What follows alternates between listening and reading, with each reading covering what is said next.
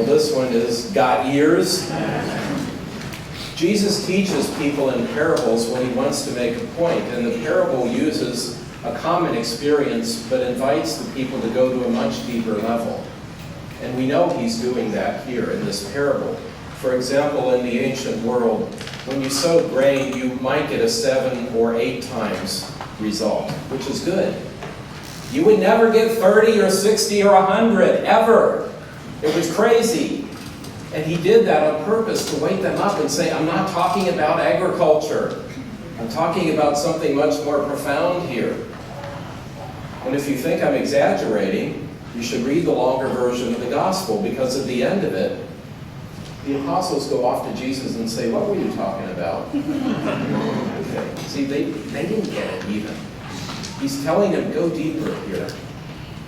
Those plows that they were using in ancient times, most people had basically a stick that they had sharpened, a big piece of log maybe, and they had to push down on it while the oxen were pulling it. So basically you'd be shoving down on this thing while they're tugging. It would be murderously difficult work. And as a result, you could get the ground scratched up maybe a couple of inches at the most.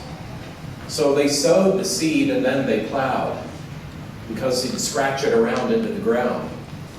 We don't do that today. We plow and then we sow. Why? Because our plows dig a lot deeper. They didn't have that technology. They couldn't fluff up the soil like we do to get it soft so the little roots can spread pretty quickly. Theirs was kind of shallow. And there's also the interesting thing about the sower being so sloppy and generous with the seed. The sower is just throwing it all over the place, clearly in this story. It's not what you do when you sow. You're kind of careful. Some will, sprinkle around, but you don't just throw it all over the place. You have to be careful with it. So, they're getting, don't look at the superficial level of the story. Go deeper. It's telling you something about how God is. If you think of the word or grace being the seed, God is throwing it all over the place. God is being super generous with it. St. Bonaventure, whose feast day is coming up, used to write about God being the fountain fullness, the fontalis plenitudino, meaning a fountain that was gushing over the top all the time, was not running out of water, in fact was flooding everything around it. That's how God acts in generosity. So maybe you should too. That's what this is about. Now, I know nobody in this room, at least I think nobody in this room, is an expert in ancient agricultural techniques. Is that true? Okay. So I say that and somebody, well, actually, I studied at some university. Okay.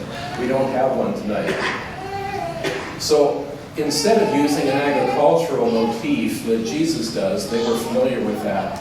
Let's try something we're more familiar with in our culture. And what I decided to pick was something about moral and ethical growth as we mature. So as little ones, very often the reason we behave is that we might think, well, if I don't, I might get a spanking. So it's a physical thing. So we start with the physicalist. And I want you to remember that some adults stay there. They stop. I'm only good because if I'm not, I'll get punished. Some children go way ahead of the adults on this stuff. It doesn't necessarily go with age. So the next level, we started with the physicalist. Then we get to the conformist stage. Well, I'll be good because everybody expects it, okay? I'll behave the way they want me to, okay? That's somewhere. Then there's another stage. You can get a little deeper, but it's often a reaction to the conformist, which is the autonomist. I'm going to do it my way. I know, it's my truth, and da-da-da-da-da. My truth is unassailable because it's mine. So I become the great arbiter of what is ethical or not. It's some progress. Then we can get quite a bit deeper and go to the ethical level, which is, how do I live my life recognizing that other people have done great things in the world and taught others how to live? Maybe I can learn from them. And again, many people stop there. And it's a good thing, but it's not all the way. I believe the deepest level we can go is what I would call theological. In other words, what's God like? We got a clue in this story today. If God is like that, then I should be like that. I should have that kind of generosity. I should be ridiculous with grace, throwing it all over the place. Anything good that I can give away, I give away. In fact, I throw it all over, whether or not I think people will receive it. I should act like that. That's a theological level of being an ethical person or a moral person. It's really quite deep and profound. And you see, we can get there with grace, or we can stop at any one of those stages along the way. It's also good to note that sometimes it's good to not have to deal with something. We can't succeed at everything all the time. For example, in agriculture, even today, it's a good practice to let a field lie fallow. You don't plow it every so many years. You might raise a cover crop, they call it, which you then dig into the soil to enrich it, but you don't raise anything on it per se that year. It helps enrich the soil again. Well, maybe in the field of your spiritual life, of your moral and ethical growth, there are some areas that you can't handle right now. Leave them alone. It's okay. Get back to it later, but just leave it alone for a while. Or we can look at something and think, I could never do anything with that. And I'll give you an example of that. This came to me the other day when I was scrubbing the burnt gunk off the stove top. Anybody do that recently? Okay.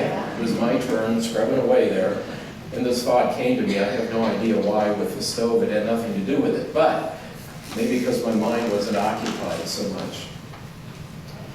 There was a particular block of stone that was cut for a project at a cathedral in Europe, and I'm not making this up, this is history, okay? And this huge block was cut at considerable expense and shipped many, many, many miles to a cathedral site. But when it got there, everybody noticed they cut it wrong.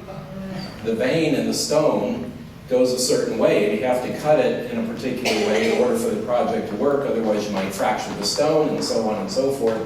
So it sat there 5 years, 10, 25, 30 plus years.